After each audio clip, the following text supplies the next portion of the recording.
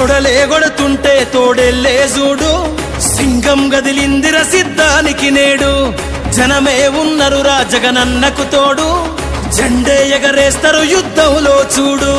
రాయలసీమ బిడ్డ రాముని దండు, చూడా జాలవు కళ్ళు సీమల దండు. ఊరు ఊరు దాటి వాడా వాడా దాటి కదిలిండే జగనన్న పల్లె పల్లెకే. రథం గదిలేరా రాజన్న గదిలేరా, రథం మీద రాజన్న కొడుకు గదిలేరా. జనం గదిలేరా జగనన్న గదిలేరా, జనమంతా జననేతకు చెండలెత్తెరా. తొడలే కొడుతుంటే తోడెల్లే చూడు, సింగం గదిలిందిర సిద్ధానికి నేడు. జనమే ఉన్నరురా జగనన్నకు తోడు, జెండే ఎగరేస్తారు యుద్ధంలో చూడు. జగన్ మీద ఒక రాయి విసిరినంత మాత్రాన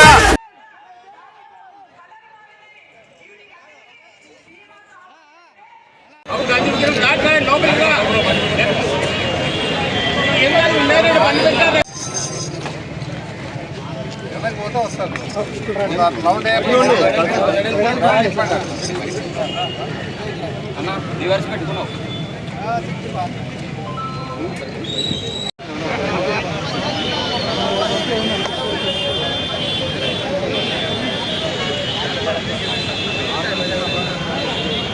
ఆదేశానుసారంగా రాష్ట్రంలో రైతులకు అండగా నిలబడే పరిస్థితి ఉంది ఈరోజు. ఎందుకంటే ఆయన ఆదేశానుసారంగానే ఇక్కడ జిల్లా అధ్యక్షుడు ఎస్వి మోహన్ రెడ్డి ధరంలో మాజీ ఎమ్మెల్యేలు, మాజీ ఎంపీలు, సర్పంచులు, రైతులు, అలాగే కార్పొరేషన్ చైర్మన్లు, కౌన్సిలర్లు, కార్పొరేటర్లు అందరూ కూడా ఇక పార్టీ నాయకులు, కార్యకర్తలు, అభిమానులు అందరూ కూడా ఈ కార్యక్రమంలో పాల్గొని పెద్ద ఎత్తున విజయవంతం చేసినట్టు కూడా ప్రత్యేకంగా ధన్యవాదాలు తెలియజేస్తా ఉన్నాను. ముఖ్యంగా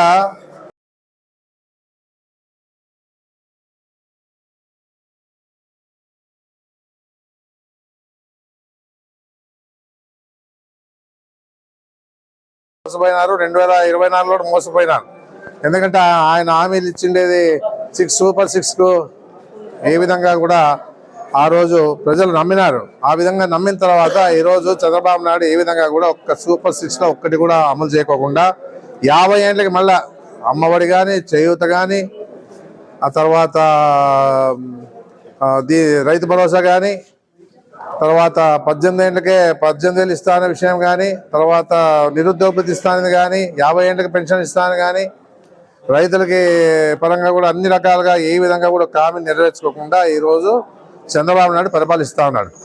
సంపద సమకూర్చుకుంటా అన్నాడు. సంపద సమకూర్చుకుంటా అంటే ఏ విధంగా సంపద సమకూర్చుకుంటాడు అనుకున్నా అందరూ కూడా, ప్రజలంతా కూడా ఈరోజు ఏం చేస్తా ఉన్నా అంటే ప్రజల మీద 16,000 కోట్ల కరెంటు భారం వేసి సంపద సమకూర్చుకునే పరిస్థితి చేస్తా ఉన్నాడు. ఇంకా జగన్మోహన్ రెడ్డి ఏదైతే ఓడరేవులన్నీ కూడా ఆ రోజుల్లో ఆయన హయాంలో కట్టినాడో అవన్నీ కూడా ప్రైవేట్ పరం చేసి దాని ద్వారా ఆదాయం తీసుకోవాలని చెప్పేసి ఆలోచనతో చంద్రబాబు నాయుడు ముందుకు పోతున్నాడు. మెడికల్ కాలేజీలు ఆ విధంగానే ఈరోజు ప్రజల పరంగా మెడికల్ కాలేజ్ ఏర్పాటు చేస్తే వాళ్ళకి లేకుండా ఈరోజు అన్ని విధాలుగా కూడా ఈరోజు చంద్రబాబు నాయుడు దాన్ని ముందుకు పోనీయడంలే.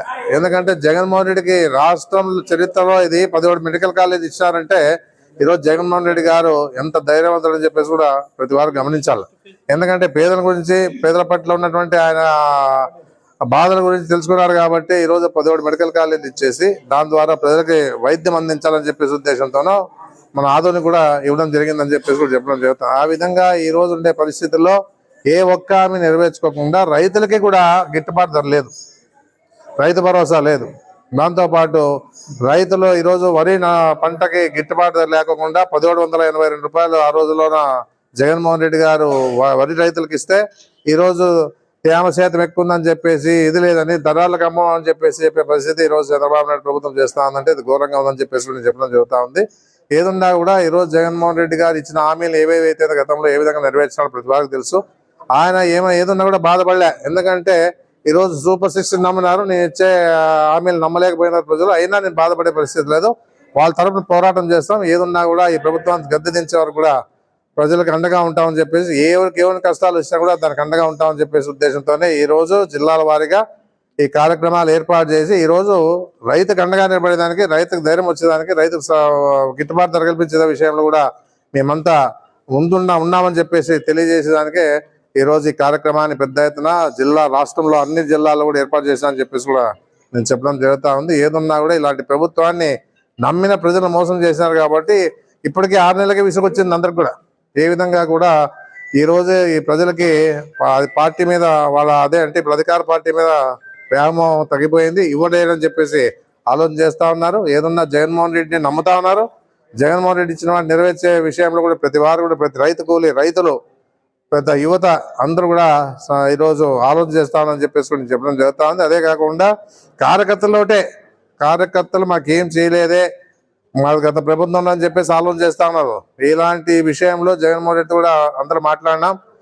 ఆయన ఒకటే చెప్తాను, గతంలో పొరపాట్లు జరిగినా ఆ పొరపాట్లకి ముందు జరగవు, ఏదున్నా కూడా అందరికీ న్యాయం చేస్తామని చెప్పేసే విషయాన్ని గట్టిగా ఈ మీటింగ్ లో చెప్పన్నాడు. అందుకే ఈ మీటింగ్ లో మీ ద్వారా ప్రజలకు తెలియజేస్తా ఉన్నాం, ఎలాంటి సమస్య లేదు, మనం పోరాడదాం. ఎన్ని ఆటంకాలు ఎదురైనా, ఎన్ని కష్టాలు ఎదురైనా, ఎన్ని కేసులు పెట్టినా ఎదుర్కొనే సిద్ధంగా ఉన్నాం. జిల్లాలో ఎక్కడ ఏం జరిగినా కూడా ఈ టీం అంతా కూడా వస్తుంది, వాళ్ళతో మాట్లాడుతుంది, వాళ్ళకి సాయం అందించడానికి కూడా ఇప్పుడు ఎవరెవరైతే ఈ కార్యక్రమంలో పాల్గొన్నారు, కౌన్సిలర్లు కానీ, కార్పొరేటర్లు కానీ, మాజీ ఎంపీ కానీ, మాజీ ఎమ్మెల్సీ కానీ, ప్రజెంట్ ఎమ్మెల్సీ కానీ, ప్రజెంట్ ఎమ్మెల్యే కానీ అందరూ కూడా ఒక ఐక్యతతో ఉంటే ప్రజలకు అండగా నిలబడితే ధైర్యంగా వాళ్ళంతా కూడా ధైర్యాన్ని ఇస్తా ఉన్నాం. ఇలాంటి సమస్యలు అని చెప్పేసి మనం చెప్పడం జరుగుతుంది. పెద్ద ఎత్తున ఈ కార్యక్రమంలో పాల్గొన్న ప్రతి వారికి కూడా పేరున నా హృదయపూర్వక ధన్యవాదాలు జగన్మోహన్ రెడ్డి ద్వారా తెలియజేస్తామని చెప్పి నేను తెలియజేస్తాను. ఈరోజు జగన్మోహన్ రెడ్డి గారి పిలుపు మేరకు కర్నూలు జిల్లాలో మా అభ్యర్థిని మన్నించి అన్ని తాలూకాల నుంచి కూడా మాజీ శాసనసభ్యులైతేనేమి ఇన్ఛార్జీలు, మిగతా కార్పొరేటర్లు, వైఎస్ఆర్ కాంగ్రెస్ పార్టీ నాయకులు, మాజీ చైర్మన్లు అందరూ కూడా తరలివచ్చి ఈరోజు ఈ కార్యక్రమాన్ని విజయవంతం చేసినందుకు అందరు కూడా పేరున జిల్లా వైఎస్ఆర్ కాంగ్రెస్ పార్టీ తరఫున ధన్యవాదాలు తెలియజేస్తున్నాం. ఈరోజు చంద్రబాబు నాయుడు గారి ప్రభుత్వం రైతు వ్యతిరేక ప్రభుత్వంగా ఈరోజు ఏర్పడింది. అంతేకాదు ఇంతకుముందు చంద్రబాబు నాయుడు గారే అన్నారు వ్యవసాయం దండగాని. ఈరోజు కూడా ఆయన అదే పాలసీలో ఉన్నాడు, వ్యవసాయం దండగాని. ఎందుకంటే దండగాని ఉన్నాడు. ఆయన ఇన్ని చేస్తున్నా కూడా రైతులు ఇంత ఇబ్బంది పడుతుంటే కూడా ఎక్కడ డైవర్షన్ పాలిటిక్స్ తప్ప ఎవరి గురించి పట్టించుకోవడం లేదు. ఈరోజు ధాన్యం గురించి సపోర్టింగ్ ప్రైస్ ఇవ్వడం లేదు. ఈరోజు పత్తి అయితే పోయిన సంవత్సరం 11-12 వేలు అమ్మితే ఈరోజు 7,000కి వచ్చింది. టమోటా 10 రూపాయలకి వచ్చింది. ఇక్కడ రైతు బజార్లో ఏమో 10 రూపాయలు ఉంది. పత్తికొండ పోతే 10 రూపాయలకి వస్తుంది. 10 రూపాయలకి అమ్మలేక పారపోస్తూ ఉన్నారు. అదే కాకుండా అన్ని దాంట్లో కూడా ఇబ్బంది పడుతూ ఉన్నారు. నిత్యావసర సరుకులు అయితే టచ్ చేసేక మాడిపోయే పరిస్థితికి వచ్చినారు. ఈరోజు కరెంటు బిల్లులు 15,000 కోట్లు, 6 నెలల్లో 15,000 కోట్లు ప్రజల మీద భారం వేసేదానికి ముందరికి వచ్చినారు. ఈరోజు ఆ రోజు పవన్ కళ్యాణ్ గారు చెప్పినారు, ఎక్కడైనా సరే కరెంటు బిల్లులు పెంచితే నేను పోరాడతానని. మరి పవన్ కళ్యాణ్ గారు ఎక్కడున్నారో తెలియదు. ఏమన్నా చంద్రబాబు నాయుడిని ముట్టుకుంటే షాక్ కొట్టి ఉండే పదవి పోతుందని భయపడుతున్నాడో తెలియడం లేదు. ఈరోజు పవన్ కళ్యాణ్ గారు వీళ్ళందరూ చంద్రబాబు నాయుడు గారు కానీ డైవర్షన్ పాలిటిక్స్లో పోయినారు. ఏదైనా ఒక ప్రాబ్లం వచ్చిందనుకో లడ్డు వివాదం అంటాడు, ఆయనేమో హైందవ ధర్మం అంటాడు, ఆయనేమో మళ్ళీ కాషాయ వస్త్రాలు ధరిస్తాడు, మళ్ళీ నేను బీఫ్ తింటానంటాడు.